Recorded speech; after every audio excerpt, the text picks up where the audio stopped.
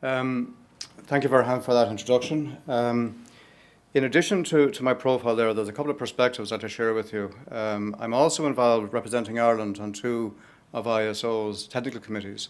One of them is responsible for ISO 31000, and I led the team that did the design specification for the revision, which will be out shortly. Separately, I'm also on TC 309, which is a technical committee that has a portfolio responsibility for a range of governance guidances, including a document, BS 13,500, which will, in the next 3 years, we would hope, become part of a global guidance on the governance of organisations.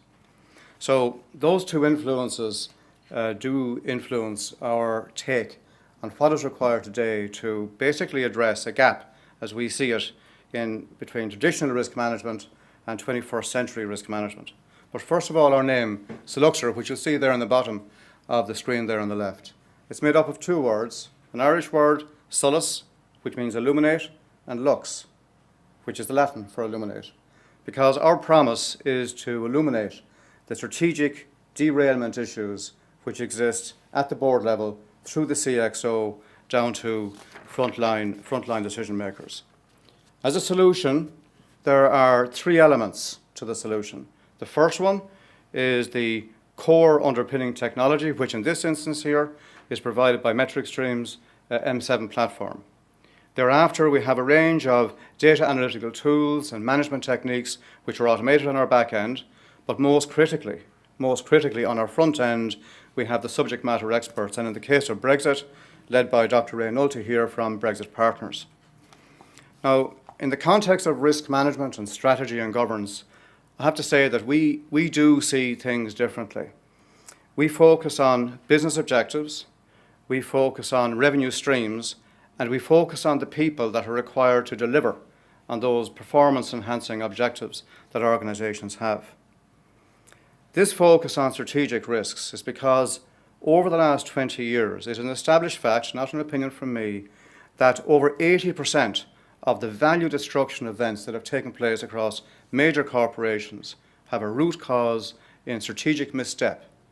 Strategic misstep or a major operational failure that has hit the business model under the waterline. A strategic risk is anything which inherently affects negatively the integrity of the business model. So, for example, the business environment which is now changed on foot of Brexit, market volatility, labour costs, changing technologies, changing business models. When I was a young guy, organisations were vertically integrated, and there's some people here who are of similar age to myself, so you know what I mean. Organisations pretty much did everything internally. But now, more and more core functions and core processes are being outsourced. The truth of it is that senior executives, particularly in large, complex organisations, they can't say today with any confidence, and certainly with no credibility, that they know what's going on outside in their own organisations. Because their own organisations have become kind of extended ecosystems. So if this is the kind of general landscape, what is SOLUXR trying to do? What problem are we trying to fix here? In our view, traditional risk management is failing and has failed to deliver on value. It has become bureaucratic. It has become overly aligned with compliance. It tends to seek to drive the vehicle through the rear view mirror as distinct through looking through the front of the vehicle.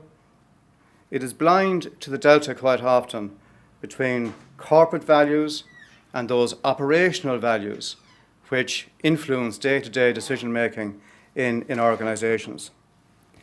It's become a task-oriented process, and I know all of us know here what the theory is, but in practice, the folk that are doing most of the heavy lifting in the structured infrastructure, let's say, of risk management are the second line.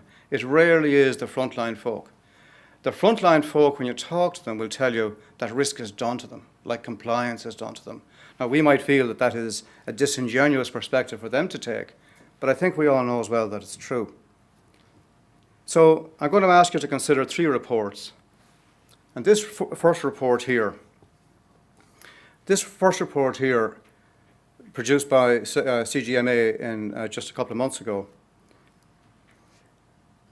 this report resonates very strongly with what you might regard as some of the harsh observations I made there with regards to risk management. It's been bureaucratic, overly compliant, overly tends towards compliance. But those words, in fact, are not really mine. They're the words that came from the chair of a FTSE 20 organisation that I sat down with for a couple of hours just a couple of weeks ago here in the city. I've been involved in a handful of corporate crises over my lifetime as a risk advisor. A corporate crisis is one where there is an existential threat to the very existence of an organisation. It's one that has the chairman and the CEO of the parent board, intimately involved in what's going on. I can tell you that in no instance of any of those crisis events that I've been involved in was the risk that precipitated the crisis ever foretold on the risk register. And I think a lot of us would resonate with that as an observation.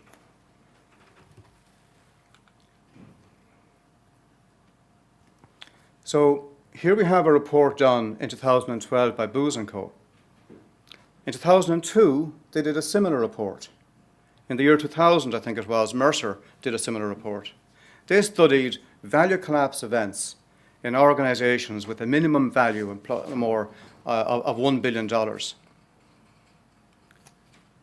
Because of the organizations of scale that they studied, they had a vast amount of publicly available information. What did they find? They found that in over 80% of cases, the root cause of the value destructive events was strategic missteps, as I said a moment ago. And the reason for that is because we all know that strategy formulation, whilst important, of course, and hard, is much easier than strategy execution. I'm sure many of us here are familiar with the cliche that a bad plan executed well is better than a good plan executed poorly.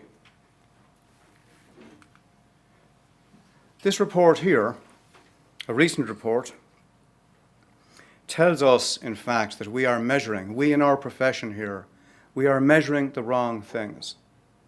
You forgive me for using a military analogy, given my background, albeit from more than a couple of decades ago. We're pointing our guns in the wrong direction. This report tells us that if 80% of the things which kill companies are associated with strategic risks, that less than 10%, closer in fact to 6%, of risk management, audit and so forth resources are directed at that 80%. Does that make sense to you? This slide here is a summary of the issues, given that backdrop of the hurdles that are facing boards of directors today. And I think that it tells the story of kind of three things. It tells us the story of constant demands on strategic leaderships, from unforgiving investors when they get things wrong, regulators that are piling on a tsunami of regulations, particularly in organizations in the financial services sector, on management teams that typically are under-resourced and over-challenged. It tells the story of organizations at that level trying to constantly finely tune decisions, big bet decisions, when they know that they don't know what's going on outside there in the organization. They're hoping that the control posture that they've mandated to folk like us is fit for purpose, that it's doing what it's meant to do. So if these are the board's hurdle in what I might call business as usual terms, what are the board's hurdle in the context of Brexit? Well, we know what they are pretty much, because we're reading the press each day, it's in the news each day. I mean, a few months ago, people said that Brexit means Brexit. Well, I'm going to translate that now to its business equivalent. Brexit means cost. Brexit means cost. Products and services which were fit for market a short number of months ago might not have a market within 12 months. Products and services that were in research and development might not have a market within the near to medium terms. It is true to say that CEOs know that they have a Brexit problem, but as Dr. Ray Nulty will tell you in a moment, they actually can't put their finger on where that problem is. So before we get into the detail of the SOLUXR Brexit solution, we might ask ourselves, because we're risk professionals here, if you accept the kind of broad landscape, I've just presented the landscape, they're not my opinions, they're statements of fact. What do strategic decision makers really need? More to the point, what do they want? What do they want? Well, let's think about the CEO. The CEO typically, of course, is the leader. He or she is also the visionary in the organization. The CEO wants to know the one thing that they don't know today that they should know. Because if they knew it, they'd press the pause button on a strategic initiative, they would check a decision-making process or whatever. They know, because information at the strategic level is scant, that they can't predict the future. They're not asking us to predict the future. What they're asking us to do is to help them to foresee the bumps on the road ahead. Now we might ask ourselves, are we fulfilling that want, that need on the part of a typical CEO? The CFO is typically somebody who owns the end-to-end processes supporting MI and BI. I would say that CFOs, particularly in the States, that role is changing. Super CFOs. They're looking now more and more for evidence of what are the non-financial activities that are going to drive out that promised financial performance. They're looking for insight from the front lines to cause them to believe that the forecasts they're making are valid. And let's look at the third candidate, the chair.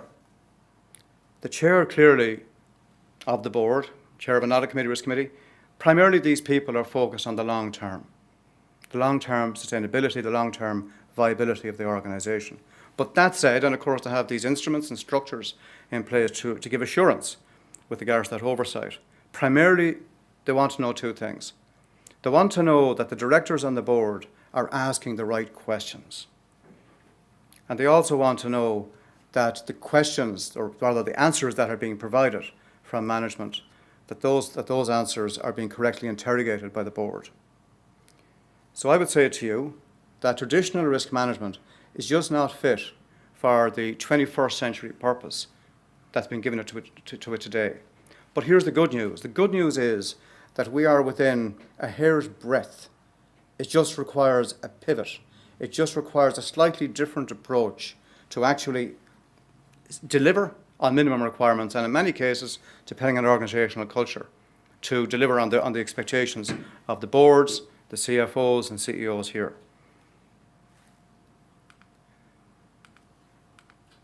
So, you're going to see this slide in a moment when Dr. Ray Nulty speaks to it, because what we did was we took real information from a real Brexit customer, we put it through the SOLUXR Brexit solution.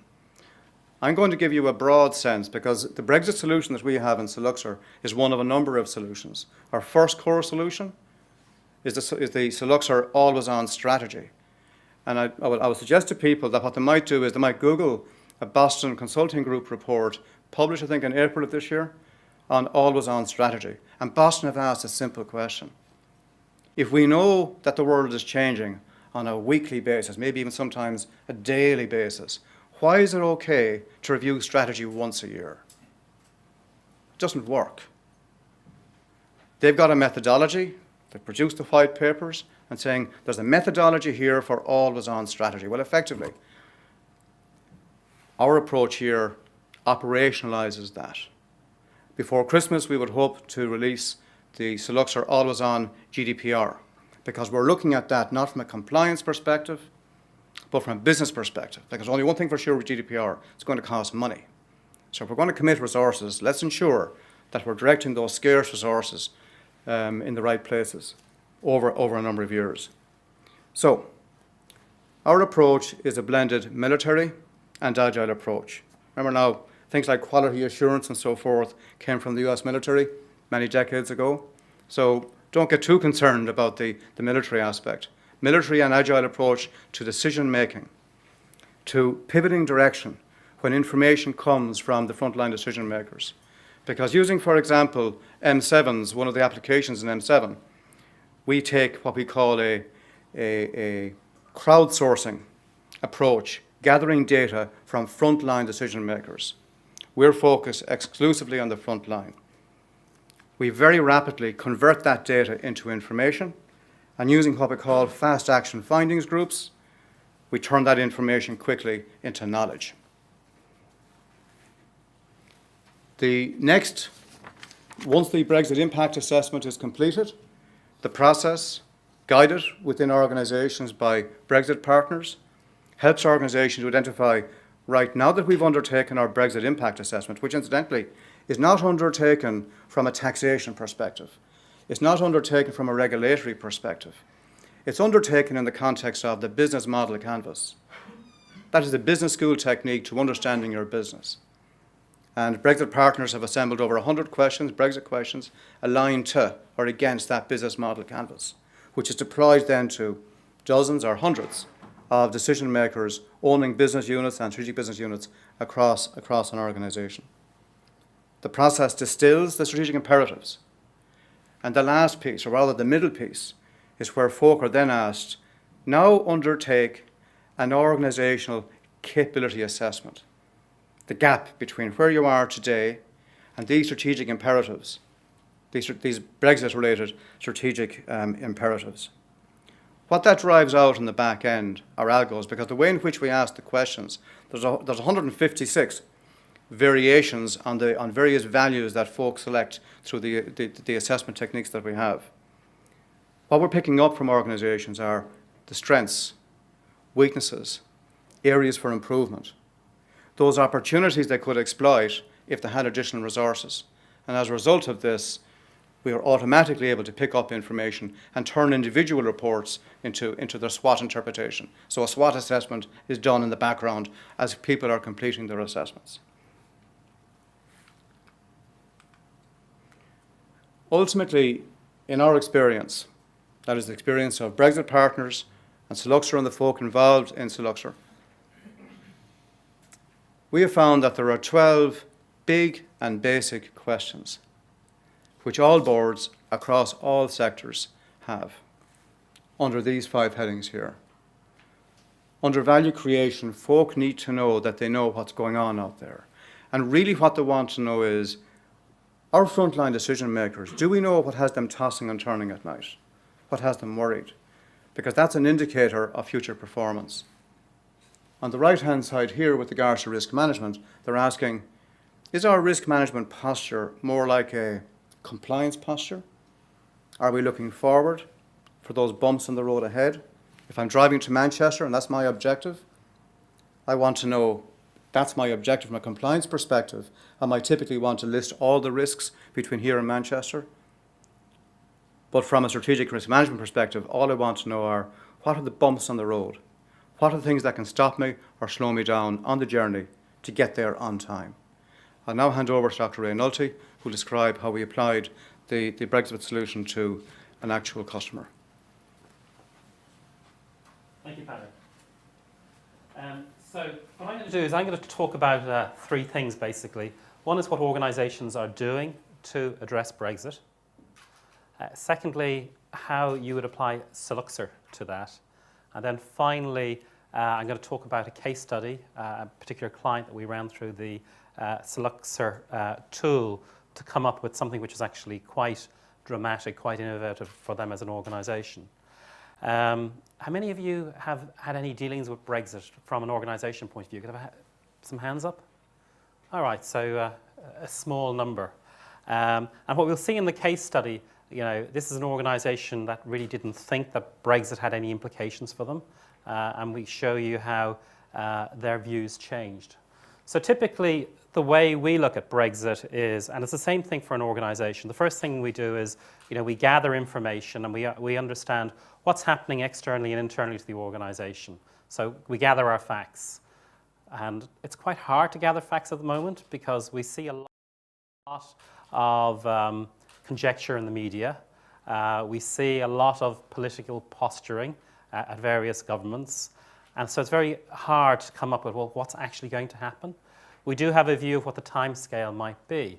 And most of us really don't understand what the legislation, the regulations, some of the policy issues are associated with that.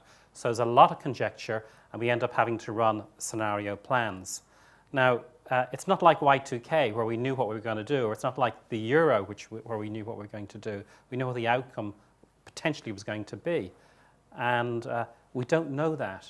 And we have a timescale that we're looking at, which is, we all think about, March 2019 as a kind of drop-dead date for, Britain leaving Brexit. Well, when you look at the timescale, we don't have a terrible lot of time, because 6 months before that, the European parliaments will have to agree, if there is a deal, what that deal is going to be. And the European Union and the British government will probably need to have that deal agreed 3 months before. So we're already 9 months back, and between now and then we don't have a terrible lot of time to actually sort this out. We're still, we're looking at a scenario where there could be no deal, and what are the implications of that for an organisation. So typically when we go through this process, we spend quite a lot of time with the organisation bringing them up to speed about what's Brexit, what are facts, what's rubbish, what's conjecture, what isn't. And then what we do is we go through a Brexit impact assessment. We develop a Brexit strategy.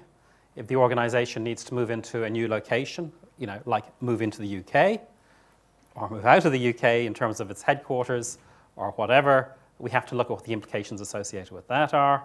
And that has a lot of issues associated with it. And by the way, most of the traffic is into the UK rather than out of the UK, depending on which industry you're in, because it's such a large market. And then we have to manage the strategy execution process. And like any change program, you need to build up a body of knowledge. You need to be undertaking ongoing quality assurance reviews, and you probably need to be mentoring the organization through the process, particularly for those people who are responsible for the change, communicating that change, not only internally, but also to customers and to markets. So what we found is that SOLUXR became an ideal solution for us. We were able to wrap it around everything that we do. And we're working for 5 countries, literally 5 countries. We provide those countries with economic and political assessments of what's going on. We are acting as mentors to a number of countries' own Brexit programs. We're working for 3 industry associations, trade bodies, in terms of what the implications are for the industry. And we're working for about 15 organizations, mainly in the financial services industry, in terms of what the implications are. So when we deploy SOLUXR, and the way we're intending to deploy SOLUXR is along the various processes that we use. So the first one is, the board briefings. And we see that the board and the executive team need ongoing briefings on what's happening out there. This is a dynamic change program. You have to, not only, the environment is changing. Internally, the organization will need to respond to that. Competition is changing. The market is changing. Industry changes, structures, etc.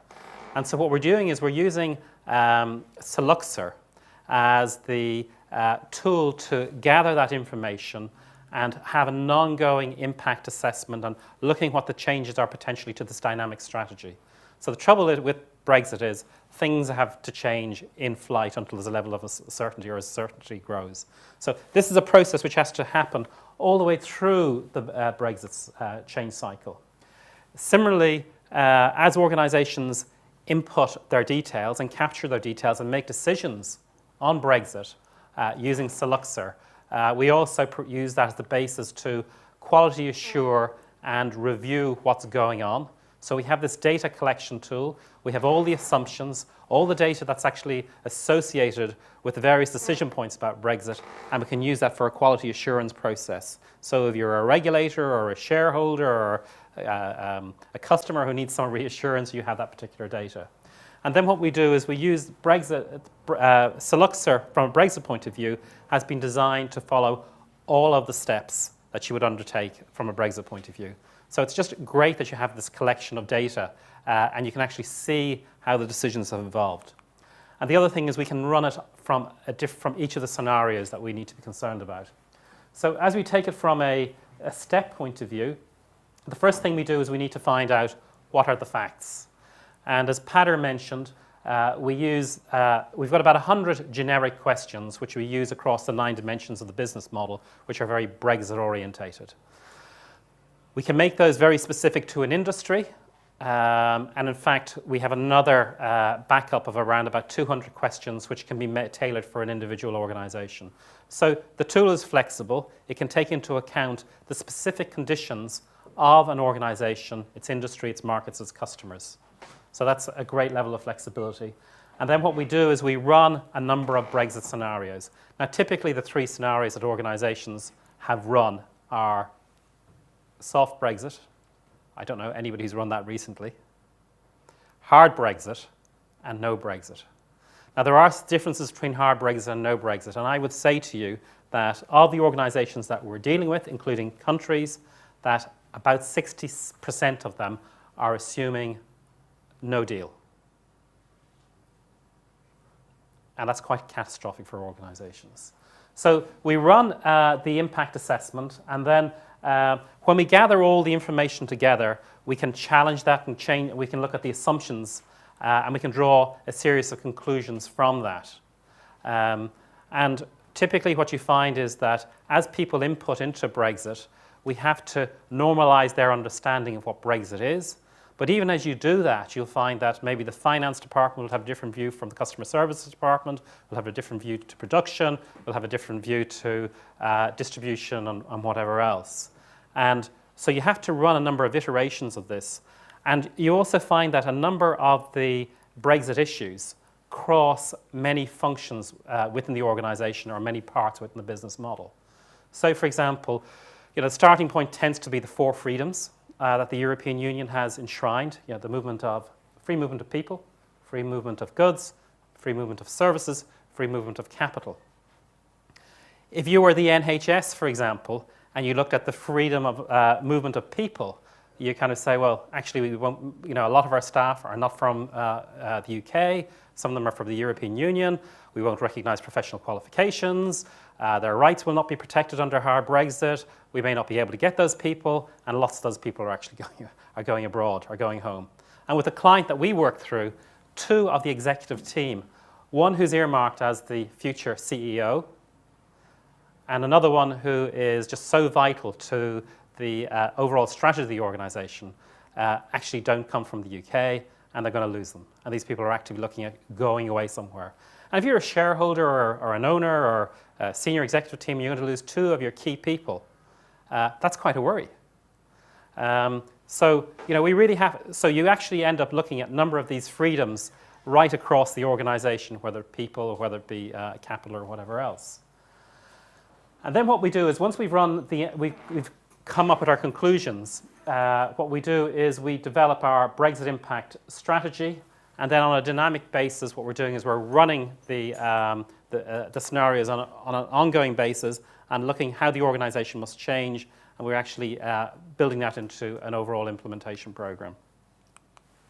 So, from a simplistic point of view, what does that mean? Simplistic point means that we spend time generally with the senior management team and the board running a number of scenarios. And what we help them with is understanding what the impact of the business is at a very high level and agreeing which scenarios are the most appropriate one for those organizations. And what we do is we make sure that they're documented, and that's the basis for management or the executive team or the board to communicate those impacts across the organization. So that basically sets the ground rules for the impact assessment and understanding what's going to go on. And usually that's quite a scary thing for an organization. We also use that to update the risk register, because immediately apparent out of that, you have a series of risks which have not been taken into account. And what we find is that a lot of organizations haven't taken Brexit into their recent strategy. And it's something that's caught people by surprise because many businesses thought, well, it wouldn't happen, in my experience. And then we run through the very detailed business impact assessment. And it's very important we find that you don't get everybody to do all the impacts, because it just could be too onerous for somebody to actually run 100, 150 impacts right across their function. So what we do is we break those down into the key ones and very specific to the organization. And what we also do is we also provide the organization with benchmarks. So it's useful sometimes to have a model-driven approach. Once you've actually looked at the impacts, what have other organizations done? So you get some reassurance that you're either thinking the right way or you can actually learn from what they're doing.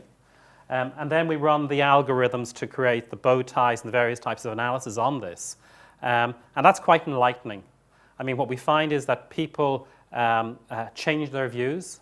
And there's a lot of toing and froing within the organization in terms of trying to come up with a normalized view of what the impacts might be. And sometimes as you're running, if you've got a very large organization with different subsidiaries in different countries and whatever else, it becomes more complex. Now, I can't see how an organization could actually manage that unless they had a tool like SOLUXR to capture that information. It makes it a lot simpler, and it makes it much easier for the organization to communicate, and it makes it much easier for an organization to manage this in real time on an ongoing basis. And then what we do is we develop the strategic imperatives. And generally, you expect 5 or 6 of these imperatives which need to be absorbed into the organization's strategic plan. But typically, what you find is that you can't look at Brexit on its own. You have to look at its impact on other strategic imperatives, the existing strategy within the organization, and you may actually need to change the strategy. So for example, the GPDR issue, whilst there's some overlaps, it's pulling on the same resources. It's got a different timeline, but that timeline is going to impact Brexit and vice versa. So as you go through, MiFIDs or whatever else, you need to be looking at these in conjunction with each other. And then what SOLUXR does, it actually helps us set out the framework for the program management. It helps us design the program plan and also to review progress against that program on an ongoing basis, particularly as the environment and the dynamics change. So we use this for an organization based in, let's say, in the north of England. It's a commercial lending organization. Its revenues are around, it lends about 500 million each year to small and medium enterprises. It had a strategy, or it has a strategy to grow threefold. So it wants to get from 500 million to 1.5 billion in 3 years. So it's very ambitious, if you like. And we developed this strategy prior to the Brexit decision. They're selling very simple products. It's basically working capital, growth capital to organizations who are badly served by banks. So the interest rates are a little bit higher, but it's actually providing services to very viable businesses on a relationship basis, management basis, to organizations who tend to be rejected by banks, so an area of market failure, and it's supported by the British Business Bank via its own support mechanisms. It's regulated by the FCA and no overseas customers. So on the basis of this, you think, UK bank, the market isn't going to change. Ambitious growth plans, well, maybe something will happen in the UK market as a result of it. Simple lending products, no overseas customers. Yeah, there's no impact. Sounds about right? Maybe. So the fact was, it's not. So the first process we did is we ran the various scenarios. So we ran the 3 scenarios and basically concentrated on hard and Brexit and no deal for the organization. And we codified this in SOLUXR, and we just really focused on some very high-level impacts or issues first half. And these are just examples of some of them. So from a workforce point of view, the feeling was that on a no deal, there'd be no legal framework for mobility, and likely that we would have severe impacts on immigration and migration, and that we would lose a reasonable number of people. No protection of existing rights. This organisation gets most of its funding via the British Business Bank, which gets it from the European Union. There'll be no access to that, and it'll undermine the finance and funding of the industry as a whole and capital markets. The customers that this organisation serves are kind of in a volatile area. These customers will be impacted by Brexit. Either they're importing or exporting to the European market, when we did the analysis of their customers, or they were part of a wider supply chain. So you can begin to see some of the issues there which are relatively scary for that organization. So with SOLUXR, we looked at the impacts across market and customer segments, customer relations, channels, the value proposition that they provide to the customers, key resources, key activities, key partners, and revenues and costs. And you can see an example here. So in the market and customers, we looked at the impact of regulation, impact on customer business, impact on the customer's industry, etc. And if I'm critical of some of the plans that organizations undertake that we review, most of them forget to look at what's the impact on their customers, what's the impact on their suppliers. So this process, the structured process, is very helpful. And then what we do is we come up with using SOLUXR, we come up with a series of impacts for the organization. And SOLUXR generated issues around marketing, funding, passporting, because an assumption was that you could no longer passport, there'd be no equivalence under either the hard or the no-deal scenario. And then it helped us model and come up with a series of catastrophic impacts, major impacts, and moderate impacts for the organization. So using SOLUXR, we were able to identify dramatic loss of SME loan funds and loan guarantee mechanisms. So actually, we probably could go out of business as a result of that. 53% of our existing clients are going to be impacted dramatically as a result of this. Reduced profitability, increased arrears, increased bad debts, etc., etc., etc. Pretty scary if you're an organization looking at this market. And then using SOLUXR, what we did is we were able to use it to help model and come up with an agreed set of strategic imperatives, strategic priorities, if you may. One of them was to establish the bank overseas in Ireland, because they felt that there was nothing in that market. By establishing ourselves there, they could get access to the European funds. It was a big market, but also it meant that the back office functions were actually protected, because they could actually service those from the UK market, and they could leverage their platform. They also felt that actually the stresses of the local market, and indeed going into a new market, and this is where the interrelationship comes up, they would need a new technology platform to support it. And the Brexit proposition needed to change to actually help and support clients address the issues associated with Brexit. So effectively, we have a series of forms, a series of questions, which SOLUXR helps an organization with, which goes through, you can see on the right-hand side here, strategic imperatives, strengths for areas for improvement, what matters most for the organization, essentially to allow us to come up with a SWOT analysis and actually come up with a plan which is more achievable for the organization. So I see I've got time up at this stage. So hopefully that gives you a good view of what SOLUXR is and how it helps organizations with their Brexit challenges.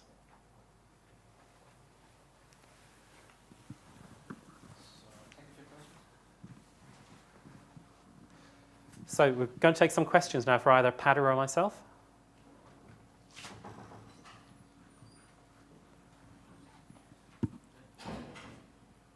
So do you see this demand mostly coming from financial services industry, or do you see this applicable to non-financials as well? No, right across the industry. So what we found is we're using it for our clients, and some of our clients are actually asking us to deploy it or use it or white label it for their commercial clients. So it applies equally to it. What we did initially was we developed a questionnaire based on a generic requirement, which wasn't financial services specific. These used a generic one, but what we've since done is actually develop one which is very specific to the insurance industry, the investment banking industry, retail banking, insurance, etc. But no, it's right across the industry.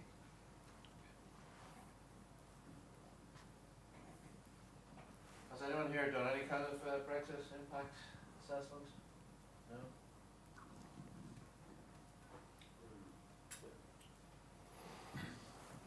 Well, we are IPMI Insurance across the globe. We are based in Luxembourg. We don't have a head office in London, but we have a branch, a UK branch. And we are subject to the effects according to business out of UK, that they will suffer for economic effects, that they will reduce numbers of international expats going around the world. So we will have a business impact on that indirectly we will suffer from Brexit as well.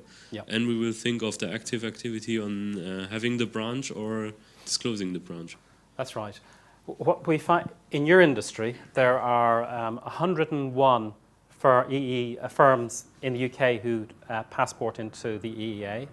There are 745 firms which actually passport into the UK. And what we're finding is that we're actually working with a lot of organisations now who currently passport into the UK to help them set up in the UK. That requires, portfolio transfers or authorisations or whatever else. And you heard what I said earlier about the time frame. Well, actually, the regulator doesn't have the capacity to deal with those. And so you have extra issues in your industry where contracts will effectively be illegal. Insurance companies will be operating, providing services to customers under questionable contracts. So there is a lot of issues associated with in your industry. And a similar issue applies to whether you're a manufacturer or distributor or whatever else.